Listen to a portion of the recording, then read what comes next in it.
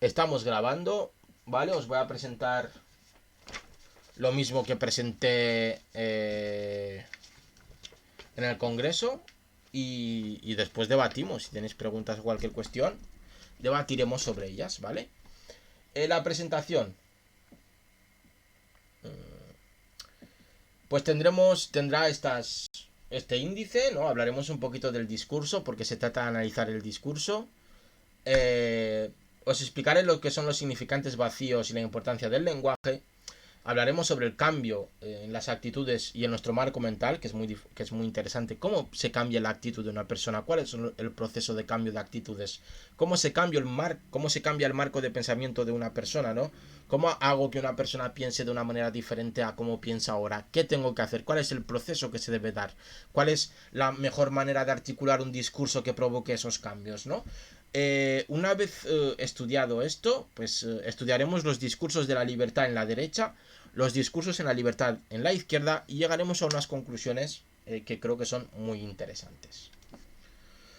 Para empezar, pues me gustaría explicar un poquito lo que es el discurso, ¿vale? Porque creo que es necesario hacer una pequeña introducción a este tema. Ahí tenéis algunos autores de interés. Tenemos a George Lakoff, Howard, Stavrakis, Campbell, Laclau. Laclau es el más famoso de todos, que no es Laclau, es Laclau, que es el que tiene el libro de La razón populista, que se ha puesto de moda estos últimos años por la aparición del populismo, ¿no?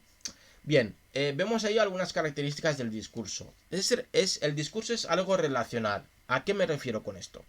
Pues que necesita de otros o de un otro para poder ser efectivo, pero no solo eso, sino que necesita que las partes de las que se forma el discurso, las diferentes partes que lo forman, estén relacionadas entre sí y tengan discursos entre ellas. Sería como un discurso dentro de otro discurso, ¿no? Por lo tanto, se trata de un concepto, se trata de una articulación que se basa en la relación, porque el discurso relaciona conceptos entre sí, crea marcos mentales e instituye realidades concretas, ¿no? Por lo tanto, esas relaciones entre los conceptos que hay dentro de un discurso son necesarias. Tenemos dos tipos de relaciones con el exterior, con el otro, con el que recibe ese discurso, y la relación del discurso dentro de sí, de los conceptos que existen dentro de él.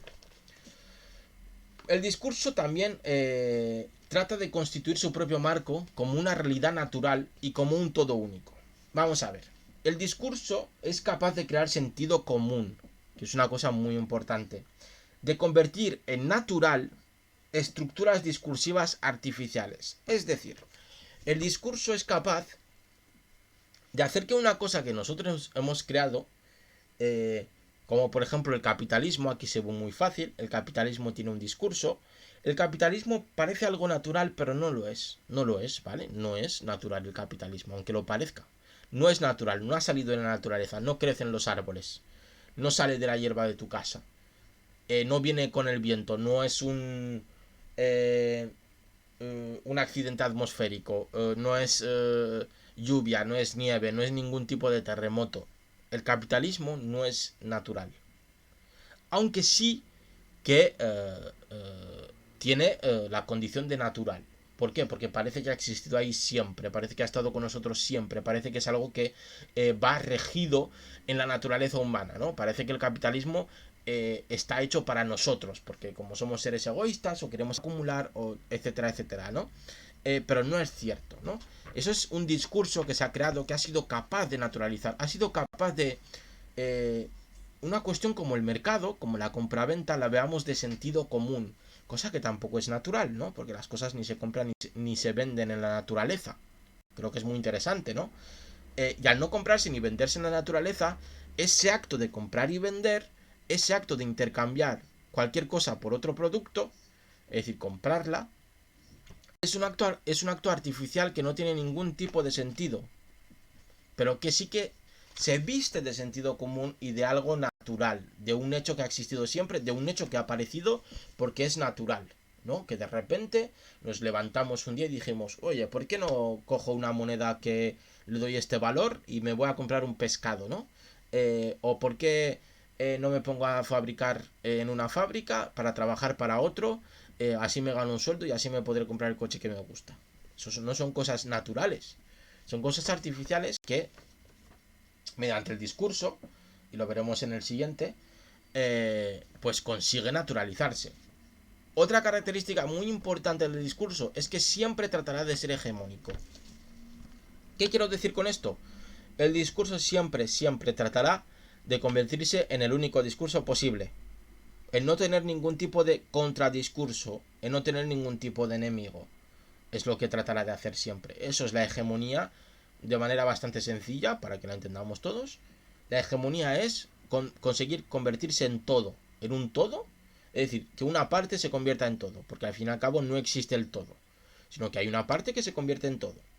Pues eso es lo que trata de hacer el discurso constantemente. Intentar convertirse en todo, intentar que lo que él propone sea lo único que se propone. A pesar de que lo que propone es solo una parte de la realidad. No sé si me explico. Por lo tanto, esto se ve mucho también con el capitalismo, porque es claro el ejemplo. El capitalismo ha conseguido convertirse en un todo, siendo simplemente una parte, es decir, siendo un proceso económico, político, social, cultural, pero es uno de tantos que ha habido y que puede haber en el futuro, pero ha conseguido convertirse en el único posible porque ha conseguido hegemonizarlo todo, ¿no? Por lo tanto, no podemos imaginarnos nuevas alternativas al capitalismo, y con nuevas me refiero nuevas, no las que ha habido en el pasado. No podemos imaginarnos nuevas o nuevos procesos, nuevos discursos que vayan contra el capitalismo, porque el capitalismo ha conseguido ser hegemónico. ¿Por qué? ¿Y cuál es otra característica del discurso que lo hace eficaz? Porque de eso se trata. Pues que trata de convertirse en un mito. Y esto es muy interesante. Veréis. El mito ordena y modifica, explica y ejemplifica lo que el ser humano debe hacer y creer. ¿Vale? Esto se debe a la creencia de que el hombre no puede sostenerse en el universo sin creer en algún orden de la herencia general del mito. Diréis, ¿pero qué es esto? ¿Religiosidad? ¿Espiritualidad? No, no, no. El mito es el texto fundamental que hace que el ser humano pueda sobrevivir en el mundo. Es el mito. Cuando tú consigues que tus acciones se mitifiquen, conseguirás quedar podríamos decir, en el cerebro de la humanidad durante milenios, durante cientos de años, durante siglos. ¿Por qué? Porque el mito no es más que la explicación de nosotros mismos, o la explicación que nos damos a nosotros mismos en diferentes épocas y tiempos, de por qué estamos en el mundo y de por qué estamos así en este momento en el mundo. Uno de los mitos más importantes, y sigo con el ejemplo del capitalismo, que creo que se puede aplicar con todas las cuestiones, es los mitos que tiene el capitalismo. El capitalismo tiene múltiples de mitos que hacen que sea creíble, que hacen que tengamos fe en él, o que algunos tengan fe en él. Por ejemplo, los mitos del just do it, del solo hazlo, o los mitos del hazlo tú mismo, los mitos del empresario, los mitos del emprendedor.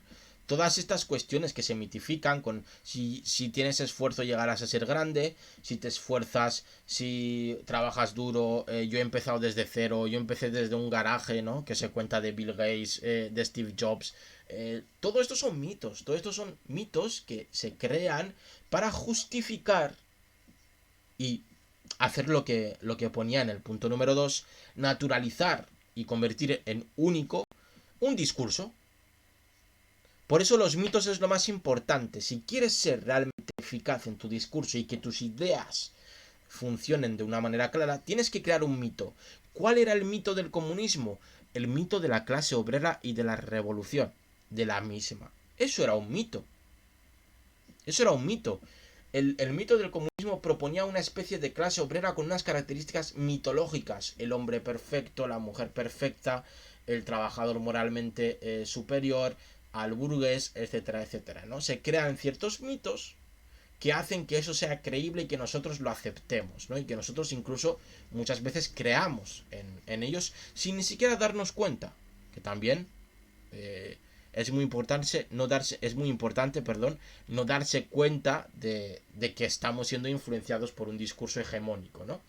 Y la última característica es que parece raro, pero bueno, es una característica interesante, necesita del lenguaje y de la imagen para funcionar. Sobre todo en el último tiempo el discurso de la imagen, el discurso imaginativo, es muy muy importante. El discurso busca la universalidad de sus significados, ¿no? Busca convertirse en un mito o un conjunto de mitos que ordenen y reordenen la realidad. Busca desplazar las posibilidades y busca enmarcar, esto es muy importante, las futuras elecciones. Elecciones nuestras, las del individuo o las del colectivo, no las elecciones mediante el voto, sino que lo que quiere hacer el discurso es controlarnos en todos los aspectos de nuestra vida, ser parte de nosotros mismos y condicionarnos incluso a reproducirlo nosotros mismos mediante las elecciones que hacemos en el futuro, ¿no? Y así no tendrá que trabajar tanto, por decirlo de esta manera, porque ya trabajamos nosotros por él, ¿no? Y eso pasa con cualquier tipo de discurso que más o menos quiera ser efectivo, ¿no? El discurso se transmite por el lenguaje, que es capaz de imaginar las ideas que evoca el mensaje que se desea transmitir. El lenguaje transforma lo abstracto en realizable. Podríamos decir que el lenguaje es la forma simbólica que tiene el discurso, mientras que la imagen del discurso es la representación simbólica del mismo. ¿Qué quiero decir con esto? El lenguaje tiene capacidad de transformar la realidad en la que vivimos. No es lo mismo haber nacido con un lenguaje nativo inglés, por ejemplo, que con el español o el castellano, como ustedes lo quieran llamar. No es lo mismo porque la realidad se ve de diferente manera, porque el lenguaje sí que nos permite describir la realidad que vemos, ¿no? Y como hablamos en vídeos anteriores, por ejemplo, de la simplificación que hacía George Orwell en 1984 del inglés, ¿no? ¿Por qué lo hacía? Porque George Orwell ya sabía que el lenguaje sí que crea realidad. Y cuanto más describa tu lenguaje la realidad, más matices podrás ver en esa realidad. Es muy importante esto. Cuanto más simple sea tu lenguaje, menos matices podrás ver. Parece contradictorio. ¿Por qué con el lenguaje puedo ver? Porque menos matices podrás ver, por lo tanto, menos matices podrás explicar, ¿no? Menos podrás explicar la realidad. Entonces verás menos de ella. No, por otro ejemplo, para que se entienda perfectamente, porque quiero que esto quede muy claro, porque estos son bases teóricas importantes. Los colores. El gradiente de colores que pueda haber. No es lo mismo tener en tu vocabulario una multiplicidad de colores que puedan expresar los diferentes grados que existe, por ejemplo, entre el rojo y el magenta, por poner un ejemplo, o entre el azul y el turquesa, ¿no? Que simplemente tener un vocabulario en el cual solo puedas expresar 3 colores, o 4 colores, o solo los colores primarios. Porque entonces tu realidad será menos rica que la mía, que yo puedo expresar múltiples gradientes.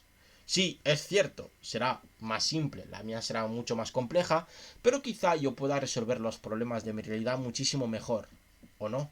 Eso es una suposición mía, pero me refiero, podré entender muchísimo mejor la realidad si puedo separarla más, si puedo incidir mucho más, si puedo apretar más ese tornillo que está mal y no intentar arreglar toda la máquina dándole golpes por todos lados, ¿no? Por lo tanto, el lenguaje y la imagen es muy importante, porque las imágenes ahora mismo en el siglo XXI son quizá uno de los aparatos discursivos más interesantes que podemos utilizar, ¿no? Siguiendo con este proceso, llegamos a los significantes vacíos. Esto seguramente lo habréis escuchado, seguramente, sobre todo en los últimos tiempos. Ahí tenéis autores interesantes. La Clau. Estoy mirando para allá porque ahí tengo una tele donde se ve la presentación, por eso. Sí, la música también peca poco. Y la música también. También es muy interesante. El uso del lenguaje y demás. Pero tiene que ver tanto con el texto como con la representación de la imagen. Con imagen me refiero a la imaginación, ojo. No a la imagen de cualquier imagen, sino a lo imaginativo, lo que conseguimos imaginar. Los significantes vacíos, ahí tienes autores de interés, pues la Clau vuelve a ser un autor de interés, Hazan, Kovacic, Bartes, que se encargan del estudio del lenguaje. Por simplificarlo mucho, y ahí también está simplificado, un significante vacío es como una ánfora a la espera de ser llenada de contenido, ¿no? Es como un cuenco vacío que espera ser llenada de contenido, de conceptos, ¿no? Sería, por ejemplo, hablando de lo que vamos a hablar hoy, de la libertad. La libertad sería un concepto vacío que debe ser rellenada por conceptos. ¿Cuáles son esos conceptos? Pues los que nos diga el discurso que ha ganado la batalla hegemónica, el discurso que ha ganado la batalla por ser todo, ¿no? Entonces, si os pregunto a ustedes qué es la libertad, me diréis cada uno de ustedes cosas distintas, porque diréis qué es la libertad para vosotros. Igual para mí la libertad es poder salir a la calle y pegar un grito, y quizá para otros la libertad es poder tener sanidad pública, ¿no? Entonces, la libertad es un concepto vacío y cada uno la llena con los conceptos que les son más atractivos para él, ¿no? O que él considera que le pertenecen, ¿no? Para que se entienda. Entonces pensemos más en un cuenco vacío, y el agua es el contenido, ¿no? Entonces tenemos discursos, que son diferentes tipos de agua, que buscan y pelean por llenar ese cuenco, ¿no? Entonces, ahora mismo, por ser mucho más incisivos, estamos hablando de discursos sobre la libertad, o sobre lo que es la libertad. Entonces tenemos el cuenco vacío de la libertad de en medio, rodeada de contenidos, de discursos sobre la libertad, y están peleándose entre ellos, y el que gana llena ese cuenco y define lo que es la libertad. Tan sencillo como eso. Repito, el lenguaje es importante porque llena y da forma a los significados, ¿no? Porque además ahí os voy a citar una frase muy importante o que me resultó muy interesante, de Kovacic, que dice que cuando se llega al fondo del lenguaje, este deja de existir y aparece lo que en él brilla o no: el pensamiento, la postura moral y humana. El lenguaje sirve para materializar las ideas abstractas, las plasma en la realidad. Y además, no solo se da en el discurso escrito el lenguaje, sino que también adquiere importancia en el discurso hablado, en lo que estoy, por ejemplo, haciendo yo ahora, que no es lo mismo que el discurso leído o escrito, porque hablar pierde cierta reflexión, mientras que escribir activa procesos muy diferentes en nuestra cabeza. El lenguaje escrito, es decir, a la hora de tú escribir un papel, hay un proceso quizá mucho más largo, por simplificarlo, mucho más reflexivo. Reflexionamos un poquito más sobre lo que escribimos que sobre lo que hablamos, porque si no el discurso, si estuviésemos reflexionando cada frase, el discurso sonaría como si fuese un trapero. Haríamos como el discurso es, porque estaría reflexionando en cada frase sobre lo que estoy diciendo, ¿no? Entonces, el discurso hablado tiene otras características que lo hacen diferente, tiene que ser más ágil, tienen que utilizar ejemplos como el que he utilizado yo ahora, por ejemplo, del trapero, acercarse más a una realidad, mientras que el discurso escrito sí que puede abstraerse muchísimo más, porque también quien lo lee también tiene la capacidad de reflexionar. Mientras que vosotros que ahora mismo me estáis escuchando, también tenéis que estar escuchando muy rápido, porque yo también voy rápido, y cada segundo que pasa hay nueva información que vuestro cerebro tiene que procesar. Mientras que si estuvieseis leyendo lo que estoy diciendo ahora mismo, tendríais muchísimo más tiempo para procesar, y por lo tanto yo también tendría muchísima más libertad para hacer abstracciones con el lenguaje, ¿no? Y también el discurso imaginado, que hemos hablado antes, y que Peca Poco ha puesto otro ejemplo, de la música. No es la letra de la música, sino la música en sí. La música con los sonidos y demás, que es imaginado, de imaginación, que se basa en imágenes, símbolos y también la música, muy importante. Y que el lenguaje constituye la performatividad del discurso. ¿Qué quiero decir con esto?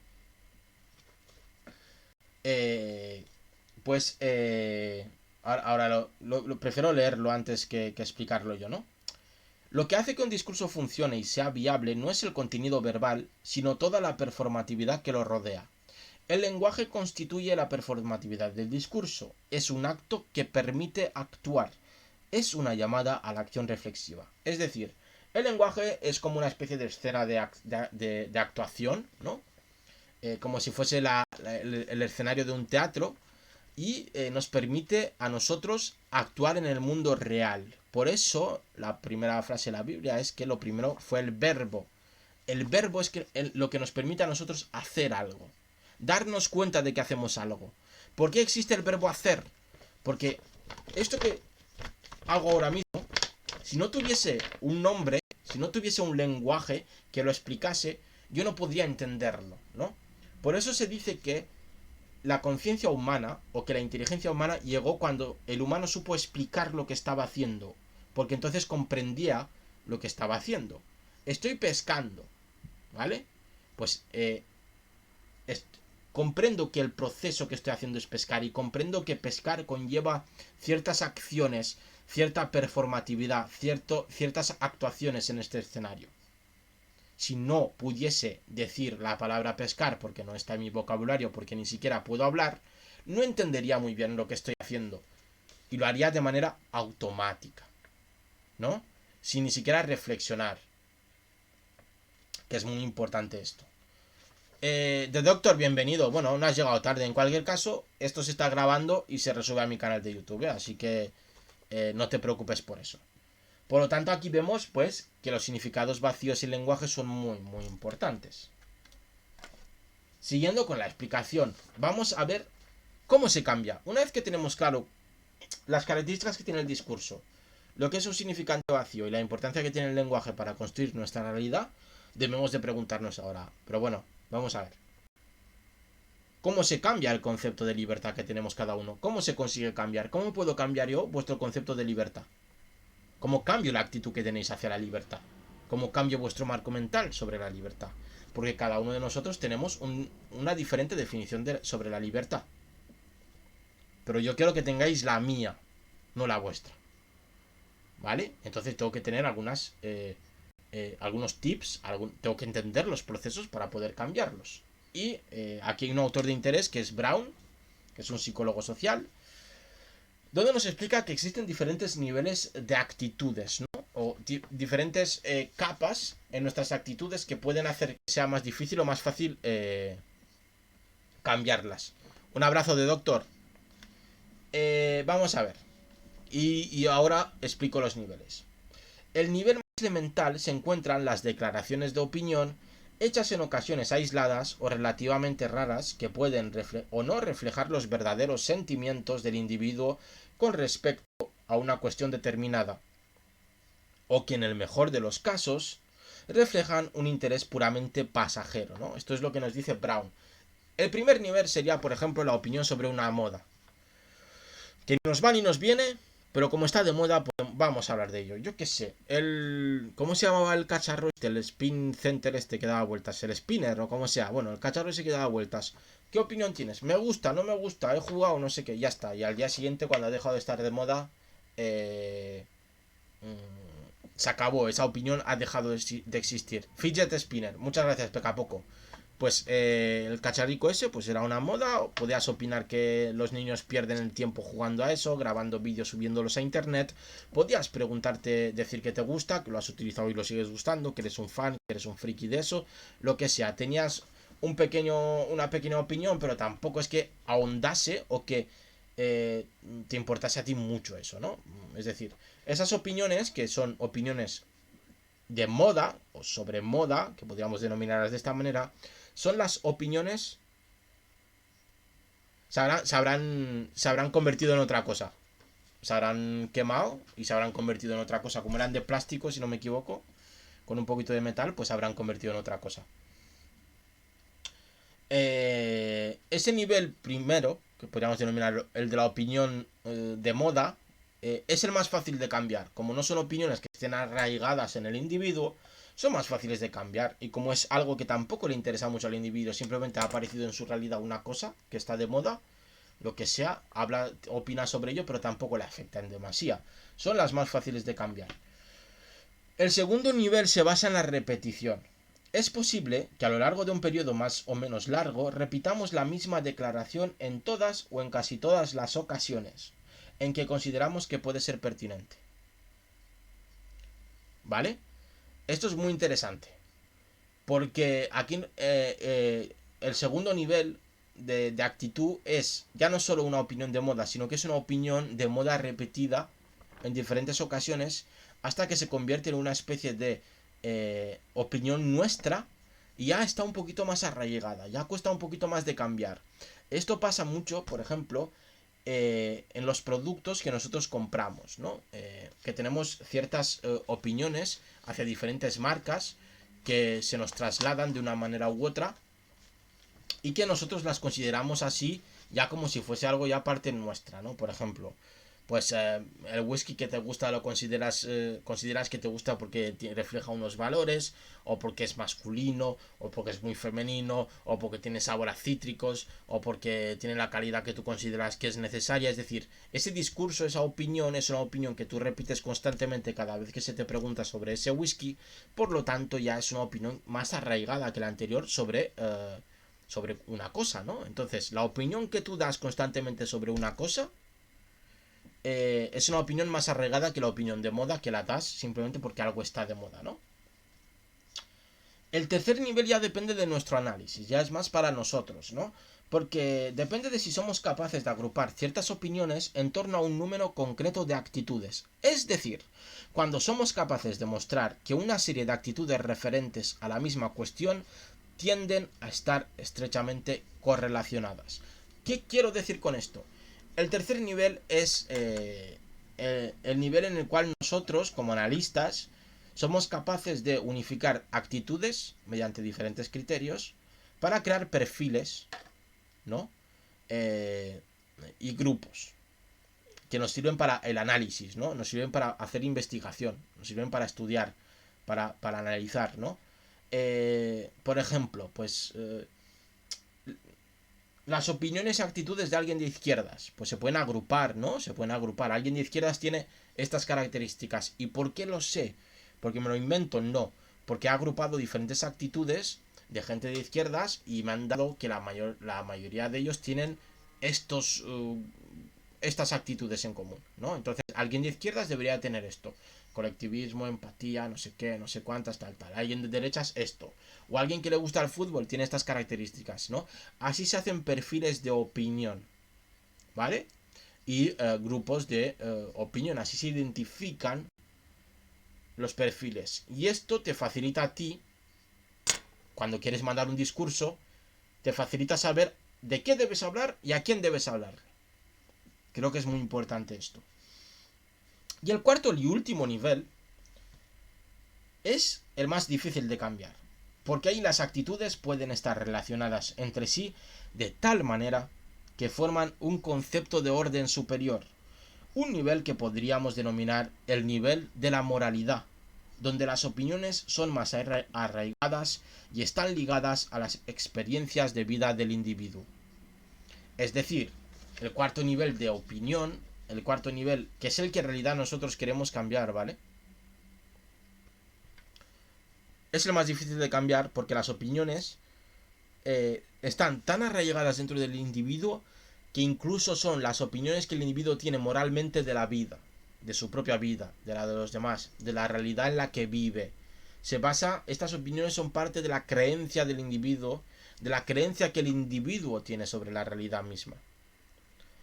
Son las que a mí me interesan cambiar si realmente quiero que el individuo se quede conmigo para siempre. O que se vaya, tarde mucho en irse, ¿no? Porque si si he conseguido romper esta última barrera y hacer que acepte mis condiciones, las condiciones que mi discurso impone, este individuo se va a quedar con mi discurso, ¿no? Y va a aceptarlo de manera casi acrítica. Creo que es muy interesante esto. También nos explica Brown que existen 3 factores que dificultan estos cambios, ¿no? Ya que estamos hablando de la dificultad de los cambios, ¿no? Como he dicho antes, las actitudes más arraigadas tienden a formar parte de una pauta de creencias más complejas y profundas para el individuo. Las periféricas dependen más del grupo que del individuo, e intentar cambiar las actitudes del individuo directamente es muy complicado. Veamos, por poner un ejemplo. Cuando se habla de los negacionistas de la pandemia, cuando se les dice es que no les explicas los argumentos científicos, les das argumentos razonables mediante la razón, mediante la ciencia y aún así siguen R que R negándolo, no sé qué. Claro, porque tú no intentas, tú estás atacando al individuo, estás atacando el cuarto, el cuarto nivel. Las actitudes más arraigadas que forman una pauta de creencias. Entonces, ¿qué hace el individuo cuando se siente atacado? ¿Y qué hacemos cualquiera de nosotros cuando nos sentimos atacados? ¿Qué es lo que hacemos? Defendernos, replegarnos, negarnos a cualquier cosa que venga de ese ataque, ¿no? Por lo tanto, nos impedirán, por lo tanto, mediante el ataque al individuo impediremos que acepte nuestros argumentos, nuestro discurso. ¿Qué debemos hacer? ¿O qué es más fácil? Atacar al grupo donde se encuentra el individuo. Es decir, utilizar el tercer nivel, el de crear perfiles y grupos, ¿no? Que tengan más o menos la misma opinión y las mismas actitudes, y atacar ese grupo. ¿Por qué? Porque el individuo cambiará más fácilmente si cambia el grupo, por presión social. Entonces, en vez de atacar a un negacionista, hay que atacar las creencias de los negacionistas. Hacer un perfil, de sus actitudes y de sus creencias, e ir atacándolas poquito a poco, haciendo que ese grupo cambie su actitud entera, lo que hará que cada individuo que se encuentre dentro, si quiere seguir siendo arropado por el grupo, ¿no? Si quiere seguir perteneciendo a ese grupo, pues también tendrá que girar su actitud, ¿no? Su opinión. Esto se ve muy fácil cuando éramos todos adolescentes. Todos hemos pasado por la etapa de querer entrar en cierto grupo y seguro que habéis tenido amigos que del día a la mañana habían cambiado tanto de aspecto como de pensamiento, como de la música que escuchaban, como de ropa que llevaban y todo esto. ¿Por qué? Pues porque querían pertenecer a un grupo y habían cambiado incluso sus opiniones, sus pensamientos, ¿no? ¿Por qué? Pues porque si el grupo tiene ciertas actitudes y opiniones, tú si quieres estar dentro tendrás que aceptarlas de alguna u otra manera. Y es más difícil cambiarte a ti que cambiar al grupo en general.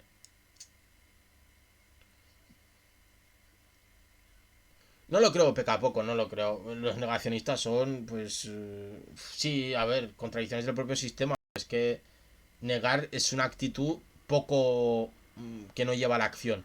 No sé si me explico. Es decir, negar, si me niego y ya está. Es una actitud pasiva. Realmente no cambia nada negándose. Es, es estúpido negarse a algo. Si no estás de acuerdo con el sistema, cámbialo. Pero no te niegas. Porque si solo te niegas, no estoy de acuerdo con esto. Vale, pues ¿qué propones? ¿Qué propones? Ahí está el problema. Una vez entendido esto y el marco mental, ¿no? Y los cambios, vamos ya al meollo de la cuestión. Vamos a ver la libertad en la derecha y empezaremos por Vox.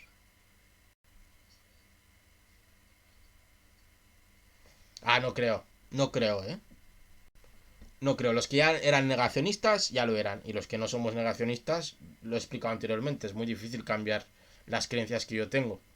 Entonces, por mucho, cuando Pedro Sánchez hace algo contradictorio, digo, qué idiota es, se está contradiciendo, pero no me niego a la ciencia, no de repente digo que el virus está inventado por Soros y que las vacunas tienen 5G. A ver, se critica al gobierno cuando lo hace mal, pero no se niega que hay un virus. No sé si me explico. Es decir, tú cuando ya estás en negacionismo, estás muy lejos ya de cualquier otra cosa. Es decir, no. Esto de. No, que la vacuna tiene 5G, bueno, pues. O que la nieve. Nieva en Madrid plástico, que es lo que también decía. Pero bueno, ellos verán. Vamos a ver. ¿Cuándo se me ocurrió a mí hacer esta investigación? Sobre todo en la fase en la fase de desescalada después del confinamiento duro en España. Que la desescalada iba por fases. Fase 0, fase 1, fase 2, fase 3 y fase 4, si no me equivoco. Y claro, empezaron a aparecer ciertas manifestaciones. Y la primera manifestación así de enjundia fue la manifestación del partido Vox. El partido Vox, que salió a la calle con caravanas, manifestaciones por caravanas, que se puede ver en su canal de YouTube, si queréis verlo. Se pueden ver las manifestaciones en caravanas, porque no se podía salir a manifestarse de manera normal. Entonces decidieron salir con caravanas. Y en el autobús en el que iba Santiago Abascal, porque Santiago Abascal, que es el líder de Vox, iba en el autobús, ponía fase libertad, hashtag fase libertad, ¿no? Que es muy interesante, ¿no? Ya aparece la palabra libertad, warning, ya la tenemos ahí, ¿no? Y dio este discurso, atentos. Os hablo desde un autobús, entre un mar de vehículos y de banderas españolas que han tomado Madrid, y que han tomado también toda España, porque la pulsión de la libertad es imparable. Vemos aquí que aparece ya el discurso sobre la libertad, ¿no? También aparece en su discurso el mito, porque atentos a lo que dice. Salimos en aquel octubre del año 17, es decir, está intentando crear un mito, a defender la integridad de España, y salimos ahora a defender su vigencia, su futuro y su libertad, nuestra libertad. ¿Vale? Muy interesante esto. Entonces, la libertad que propone Vox requiere de un paso previo para hacerse viable. Para funcionar dentro del discurso, requiere primero tener un concepto de nación establecido, porque la libertad que pretende Vox está ligada a la nación. Segundo, que el individuo se identifique con esa nación. Y tercero, que la relación entre individuo y nación fructifique. Se debe dar una condición para tener plena libertad, y esa condición pasa por aceptar la nación de Vox como pilar fundamental de su discurso. Es decir, si quiero creer en la libertad de Vox, también tengo que creer en la nación que propone Vox, ¿no? Que ahí está. Es decir, tengo que tener un concepto de nación el mismo que Vox, identificarme con esa nación y que esa relación entre que yo tengo con esa nación sea fructífera, ¿no? Para tener la libertad, esa nación también debe ser libre. Y yo tengo que comulgar con lo que exige esa nación.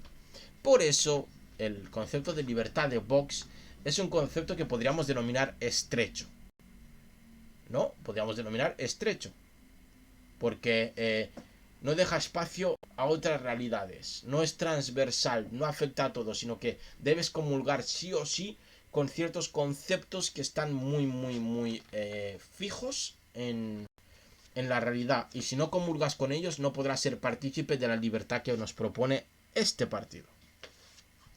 Por eso falló en sus pretensiones, ¿vale?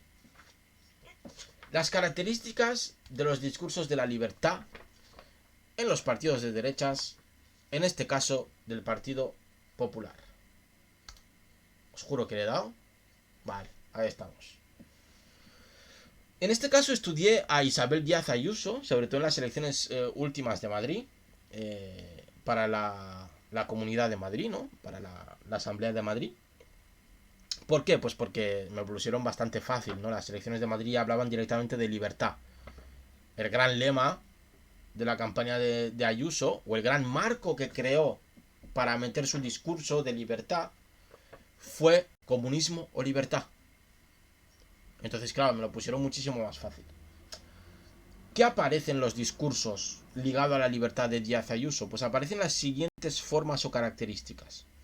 Aparece que la libertad es la defensa de la tauromaquia, que la libertad es una forma de entender la vida, de luchar y de sufrir, que la libertad, y perdonar, es cuando nos podemos ir a tomar unas cervezas a una terraza y vernos con los nuestros, que la libertad es comprar donde yo quiero y consumir donde me da la gana, que también es ir a misa, a los toros, a las discotecas y hacerlo porque te da la gana, elegir dónde, a qué hora y con quién. También es salir a trabajar y poder ir un ratito a ver una película, ir al teatro o salir a tomarse algo. Y también la libertad es que puedes cambiar de pareja y no volver a encontrártela nunca más. Esto que parece una cosa así muy estrambótica, que incluso parece cosas que no se deberían de decir en política, es lo que hizo que Isabel Díaz Ayuso ganase las elecciones en Madrid. Y os preguntaréis, ¿pero por qué? Pues porque la libertad de Ayuso tiene las siguientes características: tradición, regionalismo, consumo, trabajo, esfuerzo, recompensa, movimiento e individualidad. Estos conceptos llenan el significante vacío de libertad y facilitan un discurso costumbrista, simple, que habla sobre lo cotidiano y se preocupa sobre los miedos de la población ante la crisis y la situación que sufren, y sobre todo que habla en positivo y promete un futuro alejado del miedo. Es muy importante esto. El discurso, y lo veremos en las conclusiones, el discurso sobre la libertad de Isabel Díaz Ayuso y del Partido Popular en las elecciones de Madrid fue un discurso transversal. Peca a poco, ahí tienes razón, sí, marketing hace tan ganas, sí, claro, porque tienes que ser transversal. ¿Qué es lo que hace Vox mal en comparación al Partido Popular? Obligar a aceptar, obligarme a mí, imagínate, a mí me gustaría coger la libertad que propone Vox, pero no me gusta la nación que propone. Pero es que Vox me obliga a coger las dos, a abrazar las dos cosas. Me hace mucho más difícil comprar el discurso de la libertad si tengo que comprar el discurso que tiene sobre la nación. Porque igual a mí no me gusta la nación que propone. En cambio, qué hace el Partido Popular con Isabel Díaz Ayuso? Proponer un concepto de libertad, proponer una libertad que afecta a todos sin importar de dónde vengas. Porque el rico y el pobre, al que viene de fuera, al extranjero y al nativo, a todos estos les gusta comprar donde quieren, consumir donde les da la gana, irse a la discoteca, irse a los toros si les gustan los toros, trabajar y luego ver una película, ir al teatro o salir a tomarse una puta cerveza. Entonces, esta libertad no restringe a nadie. Y además propone todo cosas positivas, cosas de hacer algo, cosas de sufrir, que es este momento, para en el futuro poder estar felices, ¿no? Propone cierta visión de futuro más feliz que la que va a proponer la izquierda, que luego lo veremos. Pero es la libertad que nos propone Ayuso, es una libertad transversal que puede llegar a todo el mundo, ¿no? Que muchas personas, aunque piensen diferente y tengan diferente cuna, como se dice, pueden aceptarla porque les llega por algún lado. Al que esto, iba a decir al que es tauromaquio, al que defiende el toro, pues le llega por un lado, por la defensa de la tauromaquia, etcétera, etcétera. Al que le gusta salir de terrazas y lo echa muchísimo de menos, pues también apela a ese individuo, ¿no? Apela también al individuo que le gustaba el teatro, al que le gusta el cine, al que le gusta, pues, la ciudad de Madrid, la vida que hay en Madrid. Creo que esto es muy interesante. Además, Isabel Díaz Ayuso parte de... juega en su campo, juega en su terreno, juega en casa. ¿Por qué? Porque ya ella, al inicio de la campaña, implementó con gran astucia y sagacidad el marco donde se iba a discutir todo esto de la libertad. Que fue el marco de, ya no es socialismo o libertad lo que se debate aquí, sino que es comunismo o libertad, porque cuando bajó Pablo Iglesias de la vicepresidencia del gobierno de España a luchar por intentar hacer que sobreviviera Unidas Podemos en Madrid, ya Ayuso dijo, ahora es comunismo o libertad, vosotros decidiréis. Y sinceramente la palabra comunismo estaba llena, como he dicho antes, el cuenco del comunismo estaba lleno de un discurso negativo. Por lo tanto, muy poquitas personas en la Comunidad de Madrid se sentían identificados con los conceptos que había dentro de ese cuenco vacío, ¿no? Y la batalla no estaba por cambiar lo que significa el comunismo en las cabezas de las personas, sino lo que significaba la libertad. Por último, en los partidos de derechas está la Libertad de Ciudadanos con el candidato del Mundo Val, pero que el Mundo Val pues no intentan no entrar en esta pelea y así les fue. Como nos decía Maquiavelo, que lo hemos leído antes, si ves una pelea entre dos personas, elige una y lucha tú también, no te quedes fuera porque estás perjudicado, ¿no? Al final siempre pierdes, ¿no? El Mundo Val nos dice lo siguiente, que no hay más que dos opciones que se llaman comunismo libertad o socialismo libertad, y en donde quien lo dice se arroga la propiedad de la palabra libertad, cuando en realidad de lo que está hablando es de la libertad de solo una parte. ¿Por qué resalto este discurso del Mundo Val? Porque lo que hace aquí el Mundo Val es explicar el proceso que estoy explicando yo. Es decir, lo que está hablando es de la libertad de solo una parte que quiere arrogarse la propiedad de la libertad. Lo que hemos dicho antes, el discurso es solo una parte de la realidad que busca ser el todo. Claro que aquí lo que había era una batalla de libertades que querían conseguir ser la libertad. Tan sencillo como eso. Aquí el Mundo Val está diciendo, no, yo ya sé cuál es el proceso, pero no está proponiendo su libertad o su idea de la libertad, sino que me está explicando un proceso que está ocurriendo ya. Por el contrario, tenemos a los partidos de las izquierdas, o de la izquierda, como ustedes lo quieran llamar. Tenemos el Partido Socialista Obrero Español, ¿vale? Que busca materializar la libertad. Casi todos los partidos de izquierdas buscan materializar la libertad. ¿Qué quiero decir con esto? Con materializar la libertad. Pues buscan que su libertad, como con Vox estaba ligada con la nación, buscan que su libertad esté ligada con las cosas materiales, con las cosas de la gente, con el salario de la gente, con el trabajo, con el hospital, con el colegio, etcétera, etcétera. No es tan abstracto o tan costumbrista como el de Ayuso, y veremos que eso sí que es un problema, ¿no? Eso es un problema para llegar a muchísima más gente, ¿no? ¿Qué hace el PSOE? Pues busca ligar la libertad a la vacunación. Entonces tenemos al candidato del Partido Socialista en Madrid, Ángel Gabilondo, diciendo lo siguiente: tenemos que saber que la verdadera libertad es la libertad de estar vacunado, ¿no? ¿Por qué hacen esto? Pues porque es lo único que controlan desde el gobierno central, ¿no? La vacuna, el proceso de vacunación, y es lo único realmente que tenían en ese momento que ofrecer en positivo.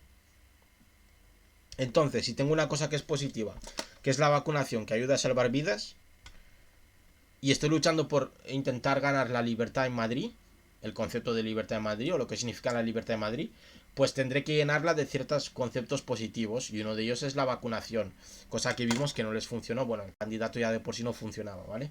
Pero vemos que su apuesta es esta, ¿no? Su apuesta es intentar materializar la libertad mediante el proceso de vacunación, mediante lo que estaba haciendo el gobierno central en positivo en España, que tampoco era mucho, pero la vacunación era uno de esos procesos positivos, ¿no? O que se veían con positividad por parte del pueblo español. En Más País, en concreto en Más Madrid, pero bueno, he puesto Más País para poner el partido en general, Mónica García decía lo siguiente: no hay libertad encadenando un contrato precario con otro, no hay libertad si hay miedo a ser desahuciado, no hay libertad si inviertes 2 horas yendo y viniendo del trabajo. Aquí vemos mucho mejor lo que estaba comentando antes de la materialización de la libertad. Busca que su libertad signifique seguridad material, ¿no? Busca que su libertad signifique capacidad del individuo para ser autónomo porque tiene esa seguridad material, y busca también que esa libertad signifique poder crearse un proyecto estable y de futuro, ¿no? ¿Cuál es el problema con esto también? ¿Cuál es el problema con esta libertad?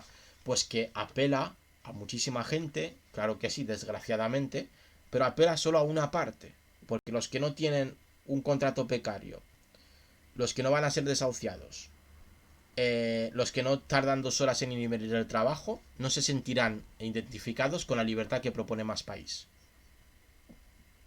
Porque si ligas tu libertad a condiciones materiales, todos los que no tienen esas condiciones materiales, esas condiciones que tú propones que significa la libertad, pues no se sentirán identificados, por lo tanto no aceptarán tu libertad, o no cambiarán su actitud hacia la misma, ¿no?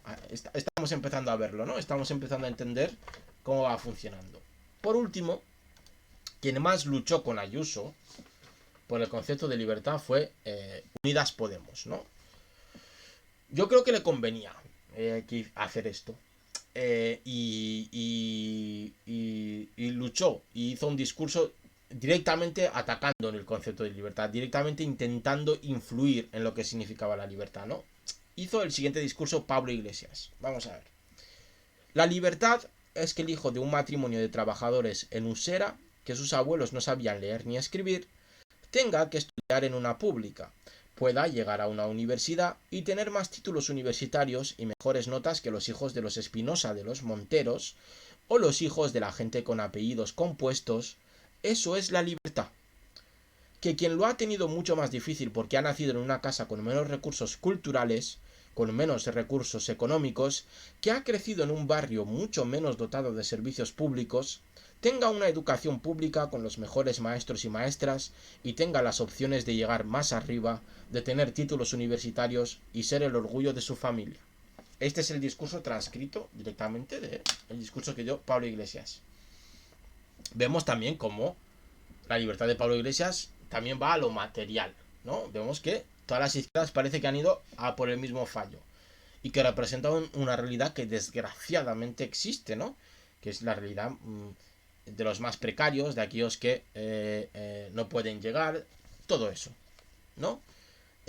¿Cuál es el problema? El mismo que el de Más País. Es que hay gente que es como Espinosa de los Monteros.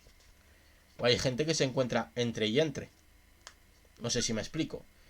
Tu libertad a esa gente no le va a llegar. Porque no se van a sentir identificados. Creo que ahí ha quedado claro, ¿no? Creo que está quedando claro, ¿no? Como digo ahí, la libertad de Unidas Podemos no es capaz de ampliar, de romper barreras, de ser transversal. Por lo tanto, es una libertad que al presentar a otro antagónico divide el campo discursivo y provoca que los discursos que no se identifiquen con esta concepción refuercen sus posiciones. Es que además la libertad de Unidas Podemos no solo ofrece, sino que también ataca, porque ya hace enemigos, ¿no? Los Espinosa de los Monteros, los pijos, ¿no? Porque en nuestro ideario, ¡pam!, se activa. Los Espinosa de los Monteros, igual a pijos, ¿no? Significante vacío, Espinosa de los Monteros. El contenido es pijos, para que veamos cómo estamos influenciados todo el rato, ¿no? Por el discurso. Cómo el discurso al final hace que veamos la realidad de una manera, ¿no? Como confronta, divide, y como divide no puede ser todo. No sé si me explico. No puede ser hegemónico, solo puede ser de una parte. No consigue romper esa barrera, por lo tanto es muchísimo menos efectivo. ¿Y cuál es? ¿Y quién es la ganadora? Aquí hago un pequeño resumen, ¿vale? Aquí lo tenéis. Vox propone una libertad nativista que se basa en la nación y en su relación con ella. El Partido Popular propone una libertad costumbrista y cultural, una libertad basada en el día a día de los ciudadanos, en las acciones que realiza un individuo a diario, que también tiene un pozo de esperanza y de rebeldía. Y Ciudadanos desea huir de ese marco, ¿no? De esa disputa, porque sinceramente, creo que no tenía ningún tipo de discurso sobre la libertad, para ser más claros, ¿no? En cambio, los partidos de izquierdas, como vamos a ver a continuación, pues la libertad tiene condiciones materiales, ¿no? Los discursos sobre la libertad no son transversales, es decir, no pueden llegar a todo el mundo porque su contenido se basa en lo que hemos dicho antes, en la materialidad, en las condiciones del individuo. Por lo tanto, hay gente que no cumple esas condiciones, no cumple esa condicionalidad. Le pasa lo mismo que a Vox, con lo de la nación, y por lo tanto no se sienten identificadas con ese discurso, ¿no? Por último, la ganadora fue Ayuso. ¿Por qué? Porque su libertad era transversal. ¿Vale? ¿Qué significa la transversalidad? Es la capacidad, así a grosso modo, que tiene un discurso para ser eficaz de permear entre las diferencias de sus oyentes, sorteando y enterrando las contradicciones y resaltando las similitudes entre ellos. No es ambigüedad o simpleza. Considero que la transversalidad es eficaz cuando pone de relieve las similitudes culturales de los oyentes, cuando se resaltan los aspectos y prácticas culturales que hacen que un grupo se reconozca a sí mismo. Sirve para cambiar el campo de juego político y social. Busca otros referentes de unión, ya sean culturales, materiales o ambos a la vez. Es lo que hizo Isabel Díaz Ayuso. Supo crear un marco de juego. Comunismo-libertad. Ya estamos jugando en su campo. Ya tenemos que jugar en sus términos, con sus reglas. Ya nos ha jodido si queremos confrontar con ella. Usó el concepto de libertad contra el gobierno central y sus medidas restrictivas para contener la pandemia. Creó un mito donde la libertad solo existía en la Comunidad Autónoma de Madrid y donde ella defendía esa libertad frente al gobierno represor y tirano. Luego te contesto, pega poco, que ahora acabamos.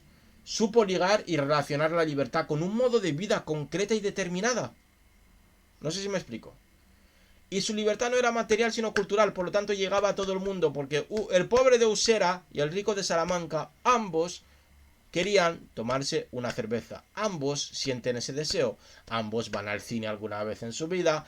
Ambos han ido al teatro. Ambos quieren salir, escapar de esta pandemia. Ambos quieren huir de esa fatiga pandémica.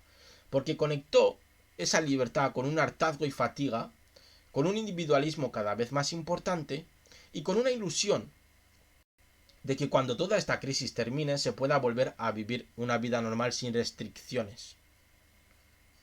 Mientras que la izquierda daba la murga todo el rato, tenemos que seguir haciendo esto, hay que tener cuidado, hay que no sé qué, hay que no sé cuántas, la libertad de Ayuso proponía libertad. en el sentido de poder hacer lo que tú quieras, ¿no? Entonces, claro, eso apelaba a mucha gente, a muchísima gente, ¿no? Por eso vemos que funcionó tanto el discurso de Ayuso. Por último, simplemente decir que, bueno, que muchas gracias por haber escuchado, ¿no? Por haber estado aquí. Y que Ayuso sabía todo esto, que Ayuso no es tonta, ¿vale? Después de ganar las elecciones de Madrid, de la Comunidad Autónoma de Madrid, Ayuso dijo una cosa muy importante, que escapó un poquito a muchísima gente. Dijo que sabía que tenía votos prestados. Es decir, ella ya sabía que este discurso de la libertad le había funcionado y que muchísima gente de izquierdas, sobre todo que votaba al Partido Socialista Obrero Español, la había votado a ella porque ella había conseguido cambiar su marco mental, cambiar lo que ellos pensaban que era la libertad, por su libertad. Cuando se refería a que tenía votos prestados, se refería a esto. Porque no sabe aún si este marco que ella bueno, no sabe, yo creo que sí que sabe. Sabe que este marco que ha impuesto, que ha conseguido ganar, que ha conseguido ser hegemónico, esta hegemonía es temporal. ¿Por qué? Porque se acabará cuando termine la pandemia, ¿no? Porque casi todo su discurso tenía que ver contra la pandemia, ¿no? Con las restricciones que ponía el gobierno central, pues ella ofrecía cierta libertad. Si se acaba esto, también se acaba este discurso sobre la libertad, ¿no? Ella lo sabe, ¿no? Por lo tanto, pues ha tenido mucha astucia y aunque no comparte ideológicamente nada con ella, pues hay que reconocerle la astucia, hay que reconocerle todo lo que ha conseguido y lo mal que lo han hecho los demás también, que es bastante, eh, no sé, lamentable, la verdad. Y ahora vamos con las preguntas, a ver. ¿Y qué opinas de que se criminalice el libertinaje tanto desde la izquierda como de la derecha? ¿Pero qué consideras libertinaje? ¿Qué es el libertinaje? Porque si es lo que proponía el Marqués de Sade, pues bueno, que se condene. Pero que se condene el libertinaje. Es que depende de lo que sea libertinaje. Si libertinaje es... No sé, es que... Prefiero la libertad antes que el libertinaje, porque el libertinaje no tiene ningún tipo de libertad. Y el libertinaje lo suelen hacer los poderosos. De hecho, mi recomendación: desenfreno en las obras o en las palabras. Nada, fuera, fuera. El libertinaje fuera. De hecho, ya. Según la RAE. Bueno, la RAE. Pero si es eso, fuera. Mira, si tú te lees al Marqués de Sade, verás la crítica al libertinaje más inteligente que se ha hecho en la historia, que es escribir libros sobre libertinaje de personas que hacen libertinaje. Y las únicas personas que pueden hacer libertinaje son las personas con poder. ¿Vale?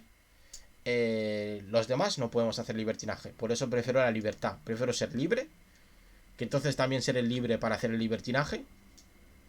Y que el libertinaje... Desenfreno en las palabras me parece que es necesario. ¿Pero qué es el desenfreno en las palabras? Insultar. Pero ya se hace.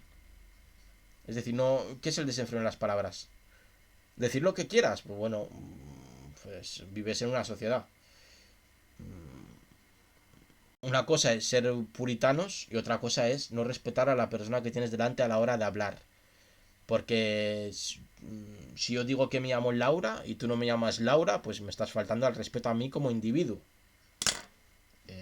Si te refieres a eso, pues esa gente me la suda un poquito. Otra cosa es el puritanismo, otra cosa es no poder hablar de todo, con todos. Eso es diferente. La censura hay que eliminarla ya de ya. Pero otra cosa es no respetar a la persona que tú tienes delante. Si tú mañana me dices, oye, no me llamo Peca Poco, me llamo Luisa Contreras, pues yo te llamaré Luisa Contreras. Y si no, significa que no te respeto como persona. También se trataría un poco de educación, estas cosas. Ya no me estoy metiendo en ningún lado. Simplemente es educación. A mí no me importa que tú te quieras llamar Verde Olivo. Me da igual. No sé si me explico. Si yo te respeto y quiero tener una conversación contigo agradable, pues te llamaré Verde Olivo. Si tú te sientes bien con eso, ¿a mí qué más me da? Eso, si eso es el libertinaje que tú dices, eso es fuera. De hecho, a esa gente le metería un tiro. Hablo en tono irónico. Pero esa gente que va de. Que dice, no, yo es que soy políticamente incorrecto. No, tú eres un ofendidito, eres un irrespetuoso, tienes muy poca empatía y te crees superior a los demás. Eres un puto narcisista. Eso es lo que eres. Porque tú no respetas a la otra persona, a la persona que tienes enfrente, que simplemente te ha dicho que no se llama Raúl, sino que se llama Laura. Y ya está. Llámala Laura, tío. Y si no, vete de ahí. No digas tú, no, yo te amo como yo quiero. Pues no, tío, porque estás hablando con otra persona, no estás hablando contigo mismo. Que eso es muy diferente a la censura, ¿eh? Pero parece ahora que, no sé, tío. Aquí, no sé, ves ahí a la gente, no, es que, ¿por qué quieren que se llame no sé qué? ¿O por qué quiere que de repente se ha cambiado de sexo, de género? Pues deja a la gente en paz. Hombre, que piden libertad por ahí y no saben ejercerla con los demás. No sé si me explico. En lo de la censura, si te referías a lo de que se censuran opiniones, ideas, discursos y demás, ahí sí que estaría de acuerdo contigo en que sí que había que no hacerlo, no hacer eso. Eh, Habría que simplemente combatir mediante la argumentación. Don Fabius, bienvenido. Supongo que eres chico, o como tú quieras. Eres un erudito. Muchas gracias por seguirme. Que sepas que si te has perdido el directo de hoy, estará resubido en el canal. Ahí tienes mis redes sociales. Hago un poquito de spam a cada persona que se suscribe, que me sigue. Saludos, estamos aquí hablando de libertinaje, de libertad. He hecho esta presentación que voy a echarla para atrás para dejar el título. Que repito, estará subida mañana a mi canal de YouTube. Entonces tendrás ahí toda la presentación, todo el debate, todo esto. Es decir, no te preocupes si has llegado tarde en algún momento. Y ahí tienes todos los directos que he hecho, leyendo todo tipo de libros, hablando sobre todo tipo de cosas en el canal de YouTube. Entonces, eh, que no te preocupe el hecho de haber perdido la, el directo, todas estas cuestiones, ¿vale? Es decir, intento hacerlo lo mejor posible con las herramientas que tengo, que no son muy buenas, la verdad, porque mi ordenador ya está pochillo, le cuesta abrir un PowerPoint, bueno, un PDF en pantalla completa y streamar a la vez. Así que imaginaros el nivel que tenemos, ¿eh? Madre mía. Pero bueno, se hace lo que se puede. Lo que estaba contando, censurar discursos diferentes al tuyo, no. De hecho, mi recomendación, si sois de derechas, leer a gente de izquierdas. Si sois de izquierdas, leer a mucha gente de derechas, mucha gente inteligente. Tenéis grandes pensadores en la historia que eran conservadores, grandes pensadores que eran liberales. Si sois de derechas, tenéis grandes pensadores que eran marxistas. No me leáis el puto manifiesto comunista. Y no vayáis a un comunista, yo no lo soy, pero no vayáis a un comunista habiendo solo leído el manifiesto comunista, porque se va a ir en vuestra puta cara si sois de derechas, ¿vale? Ese es mi consejo. Porque esto le pasó a Jordan Peterson, que es un pope de estos de los nuevos ofendiditos, eh, que fue a debatir contra Zizek sobre el marxismo y solo se trajo el manifiesto comunista leído. Pues claro, Zizek, que no es santo de mi devoción, ni de muchos de los marxistas de la academia, pues se le meó en la cara. Lo siento mucho, pero es lo que ocurrió, ¿vale? Porque si vas a hablar con un marxista, debes de entender a Marx, pero bastante. Al igual que si hablas con un liberal, si eres de izquierda, si quieres combatir contra un liberal, tendrás que conocer los argumentos de los liberales. Oh, bravo, Pipe, pues si te quieres unir al debate, aún me quedaré media horica más. Entonces, lo que estaba diciendo era...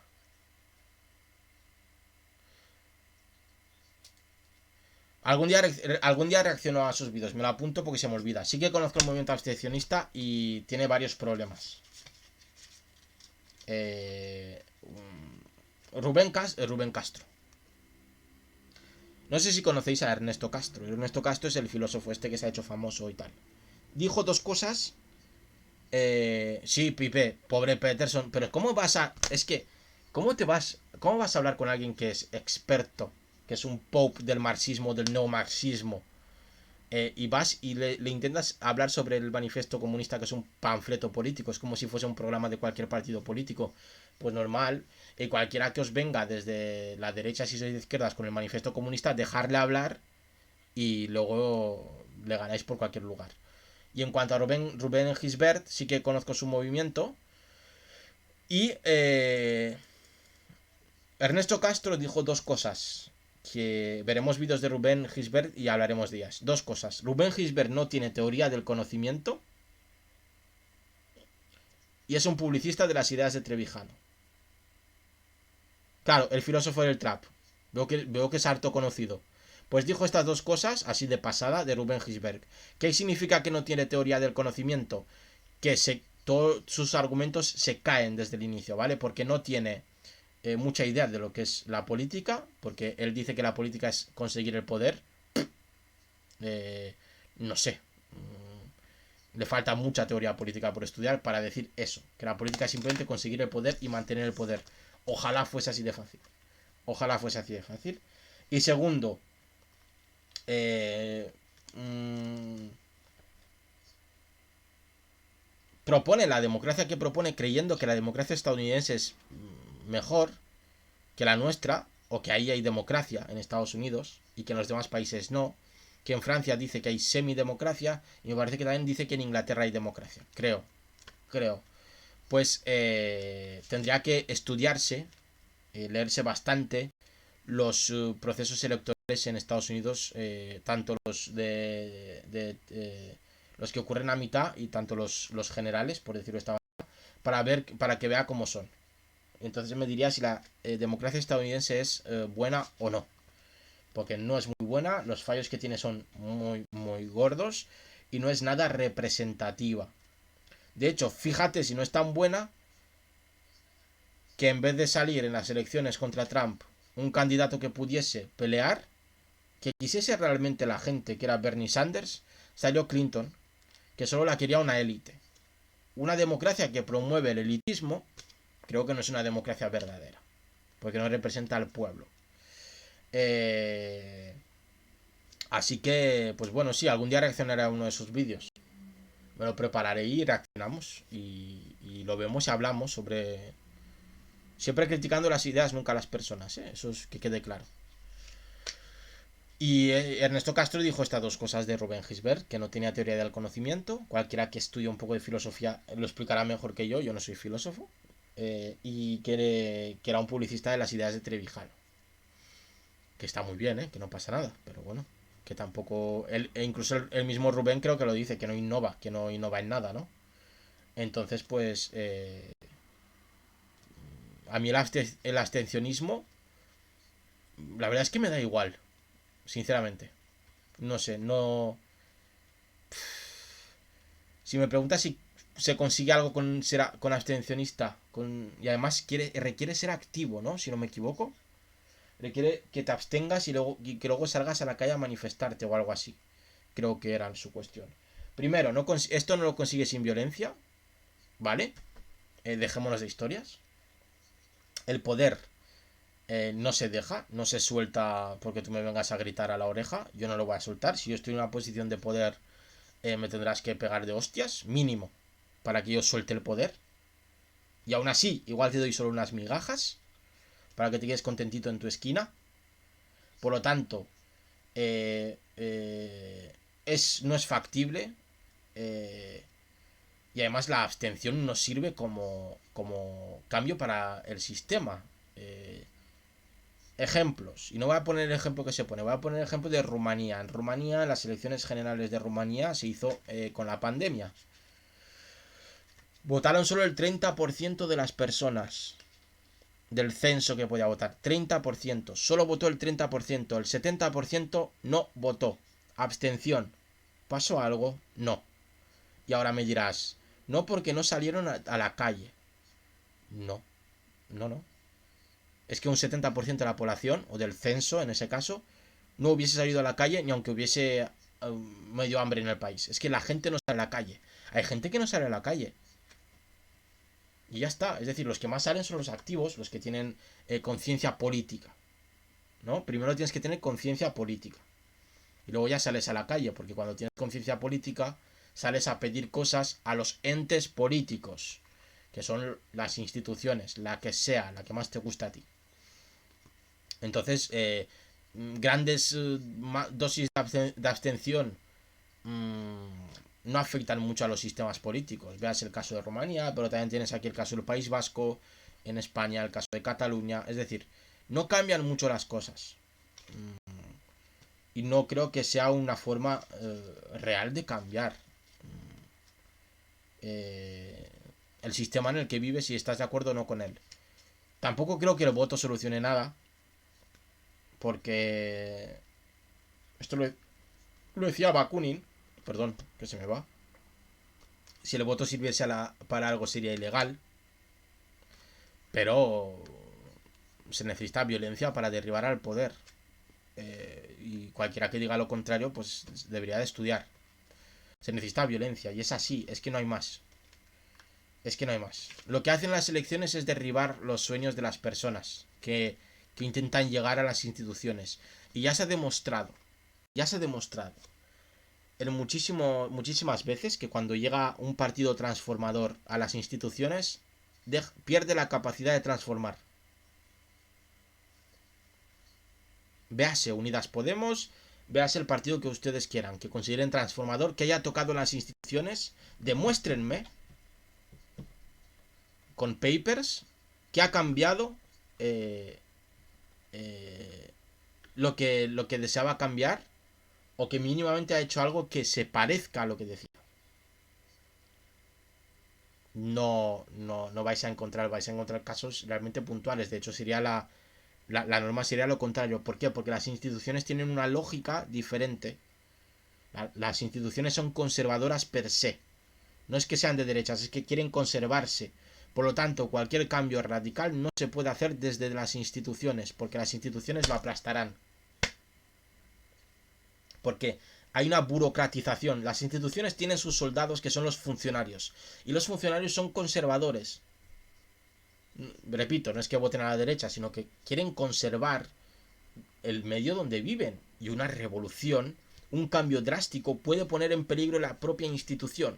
Y la institución debe perdurar, siempre. Por lo tanto, y esto lo esboza muy bien, no sé si era Errejón, creo que Errejón esboza muy bien que lo que habría que estudiar, el siguiente paso a analizar y a estudiar desde la academia, pero desde otros ámbitos, es los cuadros medios del funcionariado, los cuadros medios de la burocracia. Cómo aplastan la radicalización de los partidos, ¿no? Cómo la chafan, cómo cuando tú llegas como partido radical, entiéndase, como partido que quiere hacer una política diferente, que cambie muy drásticamente las cosas, ¿vale? A eso me refiero con radical. Cuando llega y entra en la institución, se encuentra con una maquinaria que va limando esas asperezas radicales y va creando un molde que ya es aceptable, ¿vale? Para el sistema. Y eso no lo hace porque quiera, o eso porque el funcionario diga, no me gusta a usted porque es un partido radical, sino porque así funciona la maquinaria, ¿no? El proceso de burocratización lo que hace es organizar, ¿no? ¿Cómo se llama?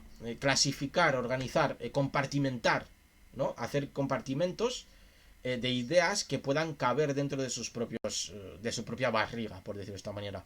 Por lo tanto, el Estado es un ente conservador. Cuando tú llegas al Estado como presidente del gobierno, yo puedo decir que en campaña puedo decir que voy a nacionalizar los medios de producción, voy a colectivizarlo todo, llegar al Estado y no poder hacerlo aunque yo quiera. Pero no porque me lo impida la oposición, no porque me lo impida mi propio partido, los poderes fácticos, no porque me lo impidan las empresas económicas, sino porque me lo impide la propia burocracia. El propio Estado me impide ser radical. Por eso los grandes cambios en la historia se dan desde fuera. Por eso los comunistas al principio tenían razón y por eso los anarquistas tienen razón. El Estado hay que derribarlo si quieres realizar un cambio. El que sea, el que ustedes quieran. Pero hay que derribarlo. ¿Qué pasa con el comunismo? O con algunos comunistas. Que quieren llegar al Estado y ya dentro del Estado crear la dictadura del proletariado y de ahí ya llegar al comunismo, es decir, llegar a la vida sin Estado, ¿no? Ese es el proceso, ¿no? Que se propone desde el comunismo. Bueno, pues una vez que llegas al Estado, lo que vas a hacer es conservar el Estado. Y ahí empieza el monstruo. Por eso los primeros años del comunismo fueron top. y los últimos fueron la muerte. Porque al principio está bien, pero luego quieres derribar el Estado y ves que tienes que cortar la gente a los comunistas que dicen, igual es hora de quitarnos del Estado de encima. Y dice el aparato del Estado, que está lleno de burócratas comunistas, ¿cómo? No, no, el Estado debe seguir. Tú te corto el cuello. Ese es el problema que hay. Entonces, hasta que no destruyas el Estado, compañeros, no conseguiremos nada. Nada radical. Puedes conseguir migajas. Bueno, nos contentamos con eso, pues también es decir, no es criticable que alguien se contente con migajas, pero si quieres un cambio transformador, realmente tienes que atacar el Estado bastante fuerte. Por eso, Pipe, que es de América Latina, en América Latina hay muchas experiencias que se pueden estudiar y que deben ser estudiadas de empoderamientos e institucionalización de agentes políticos y sociales fuera del Estado. Es decir, en Latinoamérica hay grupos de gente, movimientos sociales que hacen política sin tener en cuenta al Estado para nada. Y que no les importa el Estado. Los primeros que se dieron cuenta, bueno, los primeros que lo quisieron hacer fueron los zapatistas. Bueno, los primeros. Voy a decir una cosa, pero de los primeros fueron los zapatistas que lo que hacían era decir, no quiero atacar al Estado, no me interesa ser autónomo por mí mismo. Mi lucha va a ser no atacar al Estado, porque voy a perder, porque el Estado es demasiado grande como para poder yo derribarlo, sino que mi lucha va a ser, a grandes rasgos, estoy explicando el zapatismo, que por cierto, si no sabéis lo que es, o no habéis leído sobre él, leer, porque es impresionante el movimiento zapatista. Pero básicamente lo que intentaban hacer era luchar contra el Estado para que el Estado les dejase autonomía. Y crear sus propias condiciones, como sea, como ellos quieran vivir. No sé cuáles son, ¿no? Entonces, en Latinoamérica se da mucho. También porque, desgraciadamente, o como lo quieran ver los latinoamericanos, el Estado latinoamericano no llega a todo como sí que llega en Europa, por ejemplo. Que eso sí que es que eso facilita que puedan existir movimientos alternativos. Y con alternativos quiero dejar claro la palabra alter, que son alternos.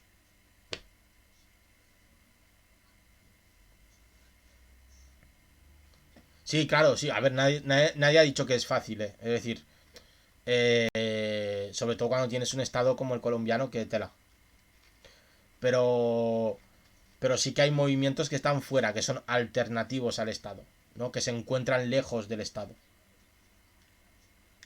Claro, sí, ¿no? Sí. El problema de Latinoamérica es que el Estado no llega a todo. Eso, obviamente, hace que no se cubran derechos mínimos o que el Estado deje muchos flecos sueltos, pero también facilita que puedan existir otro tipo de movimientos que puedan competir o compartir el poder del Estado. Competir con el poder del Estado, compartirlo, es decir, vivir en paz, pero tener cada uno su territorio e incluso disputarlo. ¿Por qué? Porque al no llegar el Estado a todos los sitios, no puede controlarlo todo. Por lo tanto, es mucho más fácil que, por ejemplo, los grupos indígenas tengan casi sus propios cuasi-estados. En algunos de ellos, ¿no? Los más numerosos y más poderosos, o que lleguen incluso, como en el caso de Bolivia, a conquistar el Estado. Que no se conquistó mediante unas elecciones, sino que hubo atrás un movimiento, sobre todo el movimiento indígena por el agua, que ya llevaba tiempo eh, luchando, ¿no? Por crear su propia ente política, su propio ente político y social. Entonces, la cosa mala es que el Estado no llega a todo, la cosa buena es que pueden surgir movimientos alternos al Estado, alejados del Estado, que hagan su propia política sin la necesidad del Estado, que incluso se repartan esos derechos mínimos, se consigan repartir sin la burocracia del Estado, sin que el Estado intervenga, ¿no? Que se creen pues escuelas desde las, por ejemplo, comunas indígenas, o que se creen movimientos sociales que dispongan esos derechos mínimos a quien los necesite. ¿Qué pasa en Europa? Pues que en Europa sí que los estados son bastante fuertes, controlan bastante. Lo bueno, pues que suelen llegar, aunque cada vez más complicado, la verdad, suelen llegar a todos los sitios o intentan cubrir con derechos todos los sitios. También, obviamente, estarás obligado a hacer muchas cosas, las cosas que te diga el Estado, porque si el Estado llega a todo, también te puede obligar a todo. Y es mucho más complicado, como el Estado está en todas partes, crear esos movimientos alternativos, ¿no? Tanto los que puedan confrontar como los que puedan simplemente disputar el poder del Estado de una manera pacífica, ¿no? Entonces es mucho más complicado. Por eso la mayoría de los movimientos sociales que surgen en Europa se dirigen constantemente a una organización política tradicional, ¿no? Van dirigidos o se convierten con el paso del tiempo en una organización política tradicional para poder disputar el poder del Estado mediante las propias elecciones que ofrece el sistema para que tú puedas acceder a ese poder, ¿no? Entonces, la dificultad aquí es, en Europa por lo menos, es cómo de un movimiento social que es muy amplio, que consigue llegar a mucha gente, cómo acceder al poder del Estado o cómo crear poder sin el Estado, sin convertirse en un partido burocrático tradicional, ¿no? Ya véase como cualquier partido político, como también seguramente los que tenéis en Colombia, que son igual que aquí, que tampoco cambian mucho, las organizaciones políticas tanto a un lado y al otro del océano. Entonces la dificultad aquí en Europa es esa, es como un movimiento social se puede convertir, puede seguir siendo un movimiento social y seguir siendo útil ante un Estado que lo controla todo, ¿no? Cosa que pues en Latinoamérica no se da esa dificultad porque como el Estado no llega a todo, los movimientos sociales tienen la capacidad mucho más, tienen mayor capacidad de movimiento, ¿no? De articulación, tienen mayor libertad, entre comillas, de actuar que aquí en Europa. Y esas básicamente son las dos, la ventaja y el inconveniente más o menos de tener un gran estado, un pequeño estado, un estado que llega a todo, un estado que no llega a nada o que se deje partes de la sociedad sin cubrir. Y eso, muchachos. Vaya chapa os he dado, ¿eh? Vaya aburrimiento se he metido aquí con lo del Estado. El Estado es muy interesante. El estudio del Estado. Y ya para terminar, voy a irnos a la camica, que aquí son las 12 de la noche. El Estado es bastante interesante de estudiar. Eh, Me lo apunto para hablar sobre el Estado, si queréis. Llevo... Además, Pipe, si estás aquí... bueno, voy a cortar. Voy a cortar porque esto ya no tiene nada que ver con el artículo. Corto la grabación, ¿vale? Como siempre os recuerdo. Si no habéis estado, esto se resube. No os preocupéis.